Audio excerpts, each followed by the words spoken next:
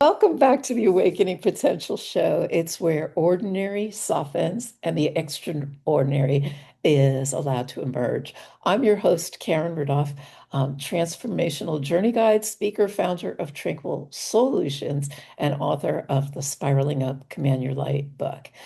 This show is devoted to real conversations that awaken possibilities, expand perspective, and support us in spiraling upward through life with greater awareness, clarity, embodiment, and purpose. So, because transformation doesn't happen by pretending we have it all together, it happens the moment we're willing to reconnect with ourselves honestly, consciously, and courageously. And today's guest, I am bringing to you embodies that conversation. And I'm really excited today because his presence is amazing. I met him personally in North Carolina not too long ago. And our guest today is Steve Copple. And Stephen works with as a cosmetic regional director, a manager, excuse me, for 40 years. So I bet he's seen a lot of things and he has a lot of stories to tell. So welcome to the show, Steve Copple. I'm so grateful that you took the time to be here with me today. Thank you very much. It's a pleasure to be here with you. And I always love it. Today's is just a conversation, and I always love to start like back when you were a little boy, and like what you play with, and did it have anything to do with the career that you chose? Absolutely not.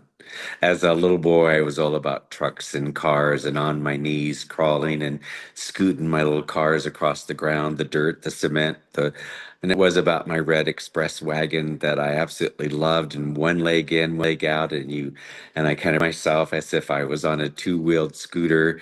And that was my vehicle of getting around. And I would go around the blocks because the neighborhood that I lived in was so a Leave It to Beaver neighborhood that it was an easy thing and a safe thing that you could do. Wagon and I went down every alley, around every block. Oh, Um, it had nothing to do with where I've ended up in my career. Um, I've been told that as a young boy, I was quite verbal of what I liked and didn't like. Maybe that's where this whole thing evolved into, but um, it was a pretty great life, actually. I mean, upbringing, I should say. nice. So, what happened next after your little red wagon? You move on Oh to, man, sure. Then I went to had an uncle that bought me my first nice bike, if you will, which was Stingray. That was a bike produced by Schwinn. oh, And that became another means of getting around.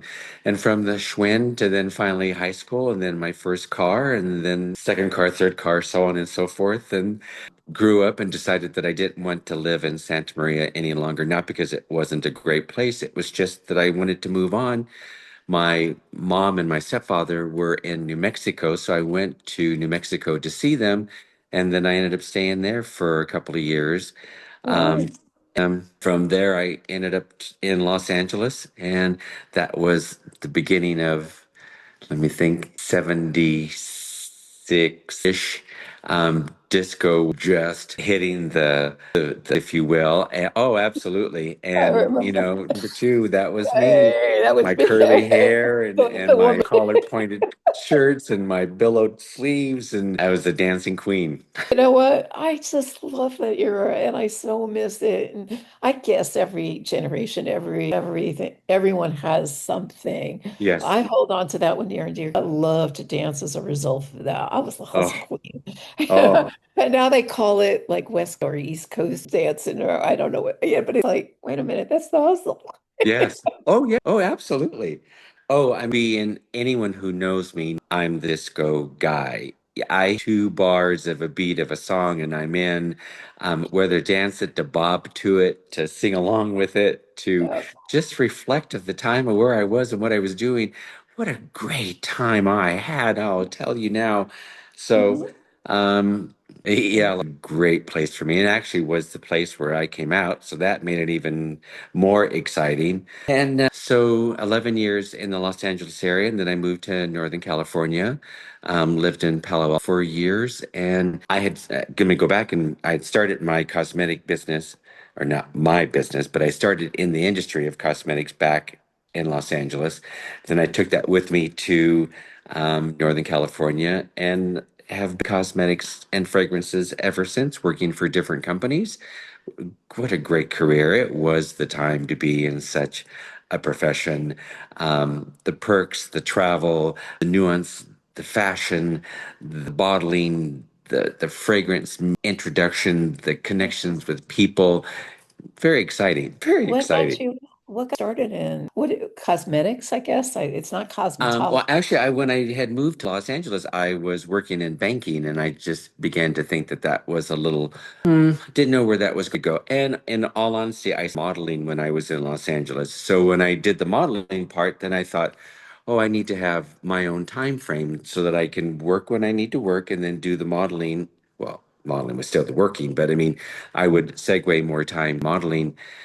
So I went to cosmetology school and completed that to be able to hair, had great connections. So then I went to work for a salon in the Valley in Encino there in California.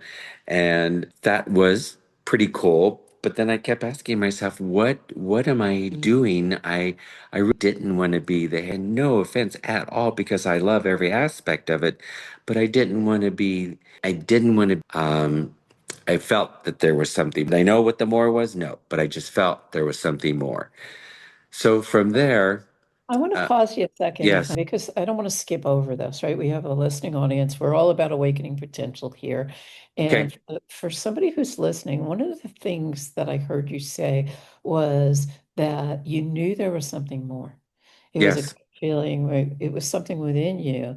yes, And when you found it, was it joy that it brought you that you knew you didn't know where you were going, you had no idea, but you obviously were in it for 40 years.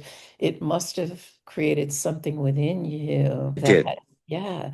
It So did. explain that a little bit this way that, there might be somebody listening to, oh, I'm stuck in my career and, I just feel like it's not, I feel like the need to stay. Like, Mm, what would you? I think in somewhat of how things evolved for me. Two things are most important. The environment that I was in and the people that were around me who were always so very supportive. And I have to give credit, a dear friend at the time, unfortunately, Joanne and I, as years and things happen, you lose contact. But Joanne was working for a very small cosmetic brand called Stage Light.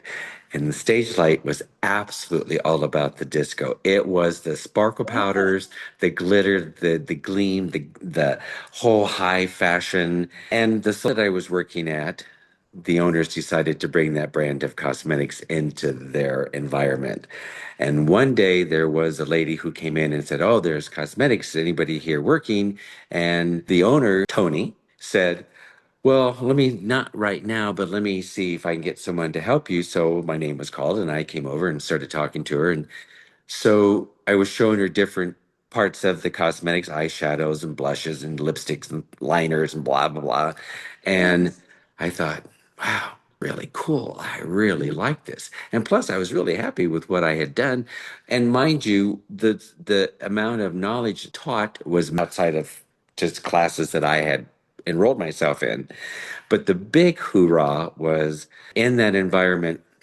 One of the operators had a customer, and the customer was a news anchor. And one particular day, the makeup artist at the studio did not show up, and so they had called the hairstylist and me and said, "Would you and can you go do?"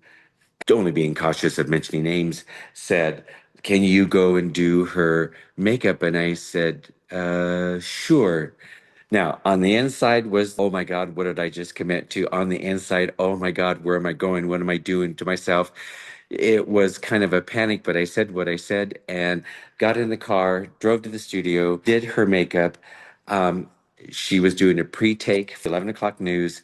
And the cameraman came over to me afterwards and said, we don't know what you do, but you need to do this more often because she looks fabulous. And I broke into us, thank you very much, shook hands, and I drove back to my house from the studio that night. And I said, That is it. That is it. That is what I'm satisfying. It was incredible. I'm so proud of my own work.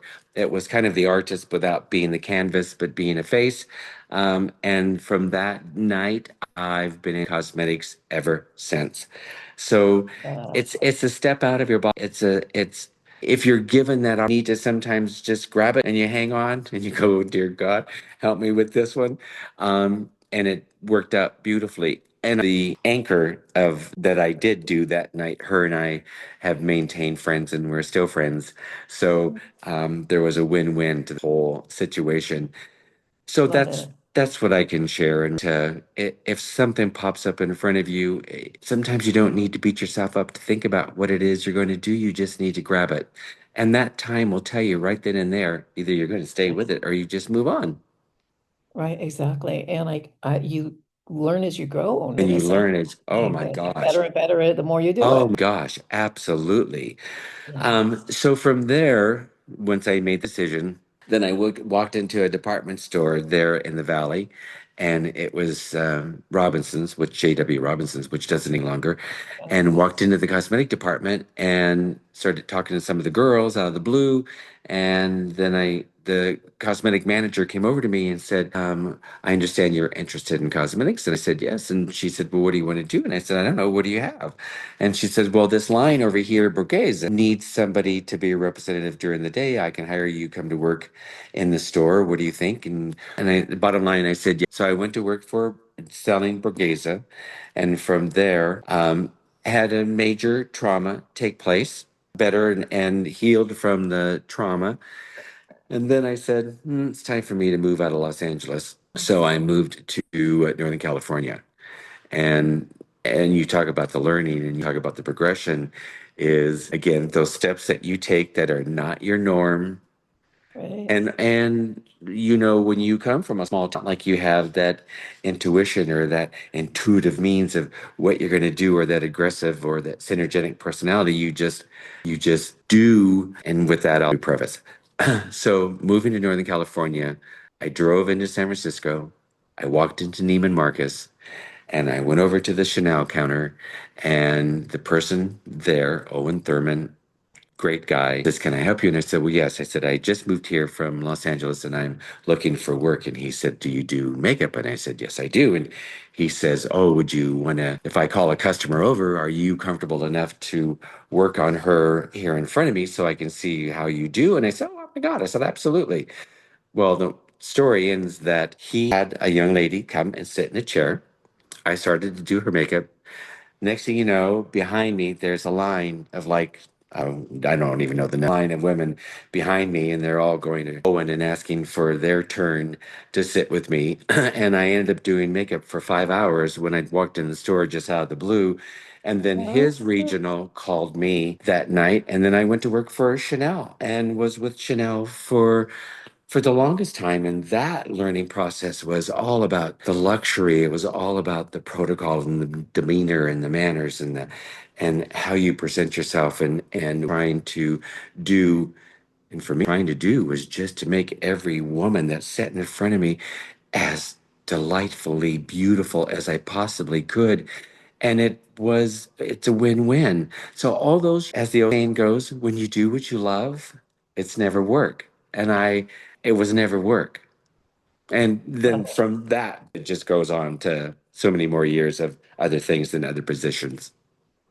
Love it. Love it. Love it. What was your whole journey? Well, as I talk to you now and to think about it, I can reminisce and have the picture in my mind of walking into Neiman Marcus when I'd never been in a store like Neiman Marcus before. And then just have the all that audacity to walk up to strangers at a counter and have a conversation. Those women that day, they became that tool to solidify for me what I'm going to do.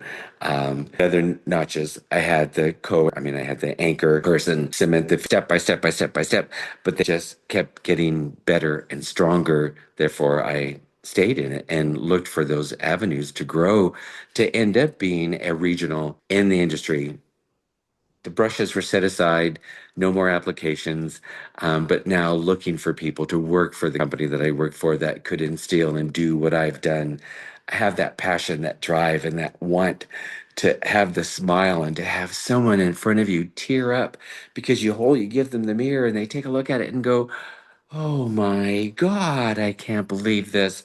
I'll never do this when I get home." Oh, yes, you will, because we're going to talk about. And we'd go through the steps, you know, Oh, and sometimes truly remove everything so that step by step they could be a part of it. But the bottom line is that when you can someone to see themselves in a happier and a better spot, saying one happy person can make for another happy person that makes for another happy person, and you have a bunch of happy people around you, and next thing you know, things are good.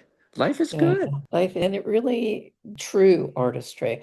I recently was in a movie shot here in Florida, and coming up this coming summer, and it's called The Art of Manifestation. And I had a true artist, and it is art, right? It's just like my face was her canvas, and Yes, I had experienced a makeup artist before, but I have never experienced anything like this before. And it was a phenomenal experience. And if anybody, whether you have an event or not, experience it, because do it. not only did I special, right? Yes. And knowing that she was taking her time in creating this art on my face, I looked amazing afterwards. And I was like, is Good. that me in the mirror? Because Yes, there's no yes, yes, yeah, way yeah, yes. I can replicate that.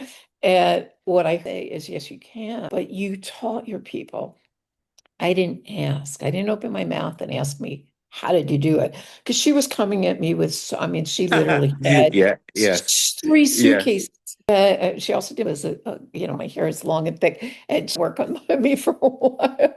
But oh my God, what an amazing transformation. So yes. what a gift you have given people. Oh And my gosh. yeah, The other part when you talk about this, where that fulfillment came from, I yeah, say this so humbly to you and anyone listening. The amount of happiness, of tears, of their joy, the acknowledgement of my gift to them through artwork, if you will. yeah. I can't, that is so rewarding that, so rewarding to finish this. You ever played in art before that? Or is No, it just something that, no. wow, it's just like, I'm a toothpick stick figure kind of artist. Um, I remember in the fifth grade, science, we had a project in it to draw a particular, whatever we wanted to draw of what we were studying, and we were studying the ocean. So I did this drawing of from a book, copying, if you will, except I didn't hold up to the window and make an image to literally copy, but and I got an A. I got an A on me away because that was probably the first thing that I had ever drawn. Then I went into mechanical drawing in my little later, like seventh grade, and I really enjoyed it, except it became too mechanical and became too much in my mind. So then I stopped taking any more mechanical drawing classes. But those two, between the painting of the sea and a shrimp to then my mechanical drawing, that's all I had ever done. isn't it So amazing? But yet you knew, right? You could do this. I could do this, I could. Or even though I could do it, there was a doubt. I would let the doubt take away what I had just said verbally. So yeah, you just Trust gotta me. do it. What supported you spiraling up? I like to call it, my book is Spiraling Up, Command Your Light. And most people, a lot of people, I don't want to say, but a lot of people, they think of a spiral as spiraling downward, Right. the doom and gloom and everything else. Supported you spiraling upward when life asked you to become someone different. I have to give credit to those around me, from whether it's the president of the company that I was working for that acknowledged me for what I contributed, whether it was the vice president, whether it was another regional, whether it was marketing, training, whatever, everyone was always so open to recognize what I was doing and what I did to offer me something more that I could decide, did I want to go into training? Because as you can tell, I like to talk. And if it's to say something in regards to, um, either my life or to talk of something, to train of something, I find that to be very easy. So I thought about going into training But then at that time, I enjoyed the benefit of the application of the cosmetics rather than to just talk about the training. Um, and I kind of lost my point where I was going with this. The people around me, uh, always so supportive, every single person. For the most part, the majority of the people so supportive and so provided that opportunity for me to decide what I wanted to do. The bottom line. But then that keeps the motivation of why you do what you do. I needed to stay in that realm of who I am and give what I give, do the artistry the way that it should be, um, and to I was going on a mental right by those that sit in front of me and those that are around me. Beautiful. So I'm sure you've had some really exciting experiences and some that weren't as exciting. Oh, What, absolutely. yeah, so share with us, like, what would like the good one that jumps out you going, oh my God. You know, I'm sure anyone listening can have some this subject, and it's really too bad that it does exist, but here it is. And that's I've always encountered a lot of envy, or either from how I looked, how I dressed, how I performed, how people greeted with me, how interacted with me. Um, and it sometimes brought people around who were ready to do whatever they could to take me down, to be abrupt and ruthless as a boss, to be condescending and do everything they could to make you absolutely miserable in the work field. They can't affect me. Well, it does kind of affect you when you get off, go home, and you go, But outside of that, to do everything they could destroy what I was doing at the time, that for whichever company, and I named a couple of companies in specific that really some of the toughest people I've ever had to be around. You persevere and you suck it up. And you stand in your shoes and you don't allow them to take away from you. But that's a learning point also, because at the beginning of this kind of thing, you kind of take it and then it does kind of, and then you begin to flow. And then at some point you go, no, no, no, no, this stops now. No one to me anymore. But as again, that guy from small town, loving, incredible family, to Yeah. believe that everybody gets the benefit of the doubt. That's changed because people don't get to have the benefit of the doubt in many ways, because what they may give to you is not from the right source, the right means. So you can't give the benefit of the doubt to everybody. You have to be able to reach that point that you recognize they deserve to have that, or they deserved to be given the benefit of the doubt. So, yeah, I've had some really ruthless, Yeah. tearful times dealing with people who have just been against me. Well, But what I heard you say though is you created boundaries for yourself. yes, And so many people do not even think about boundaries. They just keep taking it and taking it and taking it. I'm tired of being sick and tired, you go, enough. Right? yes. So potential for you, potential awakens when fill in the blank. When I realize that it's not just respect for the person of your higher position or age, you get to stand in your ground of being not only who you are, but because you can validate who you are, which can put you into the right, and the right voice needs to be said at the time of whatever that situation is. So then I realized that this particular person I needed to have a one-on-one conversation with, and I was willing to take that as far as it could go, and even perhaps even be fired because of their position with the company. But you just have to take that stance. Um, Yeah, how did it feel when you that's it was great. It was great. I mean, it for a while what they were trying to do, but then I think eventually they realized that it wasn't working. And then if it be that in the energy and the spiraling up, they either were let go or they moved on to a different company. And the process kind of helped itself, but it start with me putting a stop to what was happening. And that's not taking that verbal abuse or the cheap shots of making me look like I'm not doing my job well. yeah, exactly. So now you're retired, Yes, correct? yes. Next for you. Boy. That's an open book. I'm absolutely to what comes next. There is perhaps something in the making that I'm not so sure that can I can divulge at this particular time, but very exciting. And the benefit to those that are involved in this all together is so exciting and deserving of everybody that is around me that could possibly have this opportunity happen. So, in the interim, it is truly living in a happy place.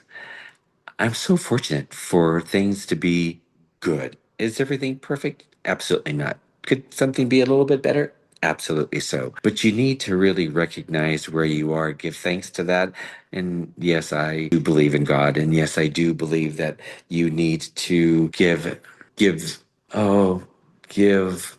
I'm gonna need to give that acknowledgement of and the respect and call it the love, the energy, the synergy for good and wellness.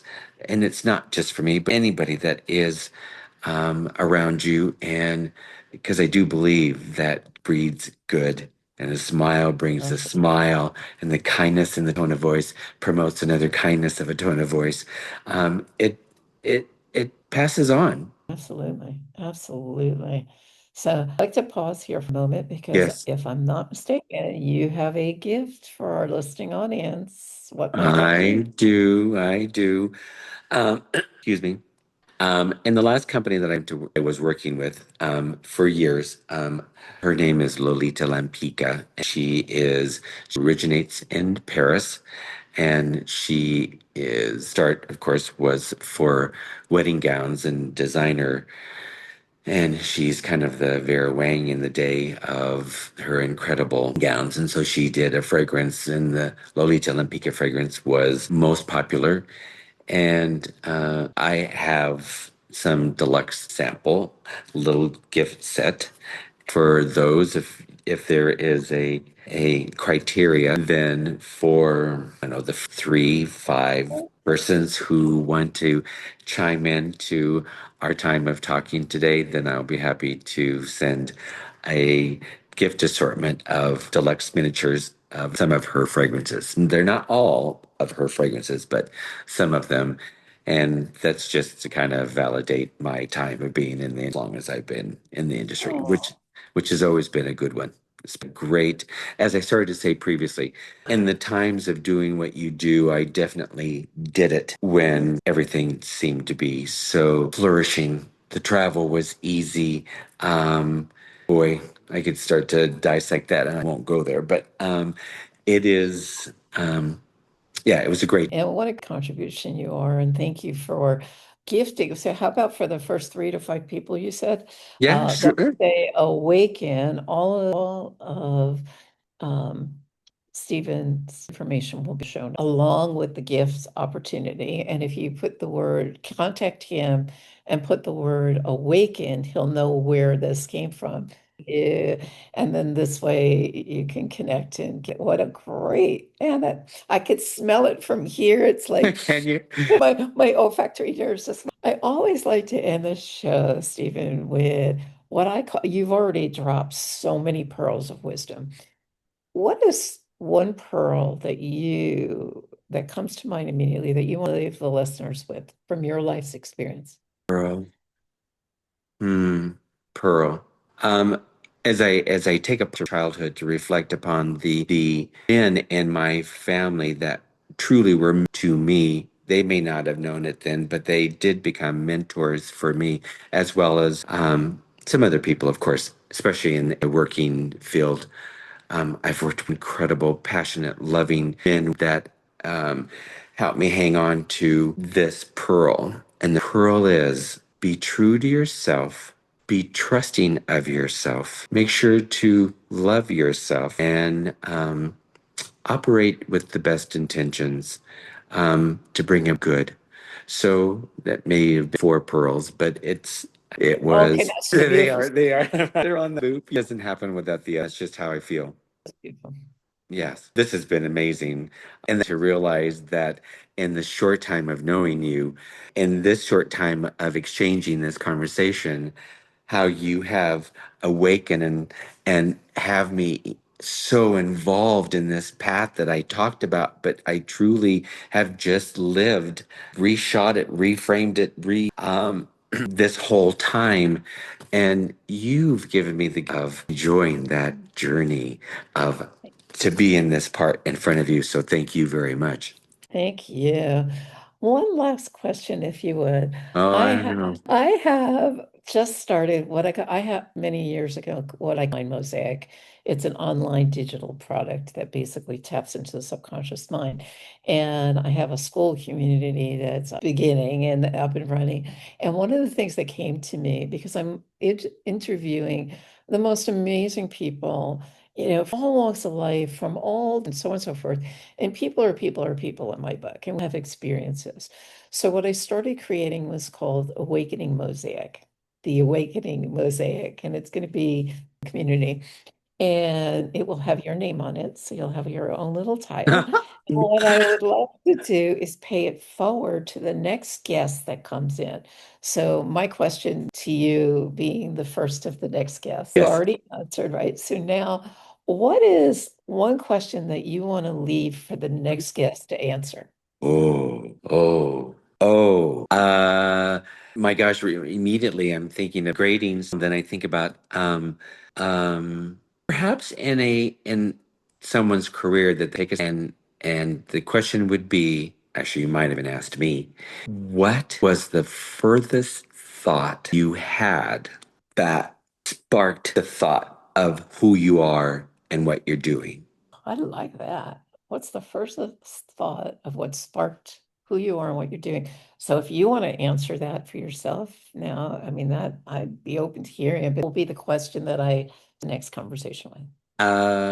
Boy, that spark would be that guy who into Robinson's once he did what he had done, being the night anchor makeup and pursue something in that field that I don't mean for dead time, except I kind of ran out of words. It has to be that himself in so many different avenues. Not that it was defined, but that they were just a flush of this and that and this and that and this. And like the roulette wheel, it spins and then it stops. And then when it stopped, you go, oh, okay, that's the number. That's the chore. That's that's what I'm going to do. That's who I will look into evolving. I mean, that would be my. I love it. I love it. It's been such a Thank you very much. so much. Stephen Copple, thank you so much for being here today and sharing your wisdom, your heart, and Thank the you very journey much. with Thank us. you And very, very much. Pleasure. it has Yes. been. Yeah. Now I'll wear this smile all the day. Again, your awakening certainly did it. That's what it's all about, right? Life's too short not Yes, to. it is. It So, is. Okay. for the listening, so being a part of today's Awakening Potential show, all of Stephen's contact information and his gift offer, first 5 people, There you go. uh, jump on it, say the word awakening, and he'll send that out to you. Yes. If you're called to look deeper or want clarity in your life, support alignment, feel free to reach out to either Stephen or myself. Reach out through Tranquil Solutions. I'm on all social media. You get me to answer your questions. Anything you left there, you get me, not my team. So, with that being said, until next time, keep spiraling up, keep commanding your light, and remember the bridge from ordinary to extraordinary is built with small steps of change and big leaps of faith. You're more than you know. So, until next time, trust you and see you in the next Awakening Potential show. Bye for Yes. now. Bye for now.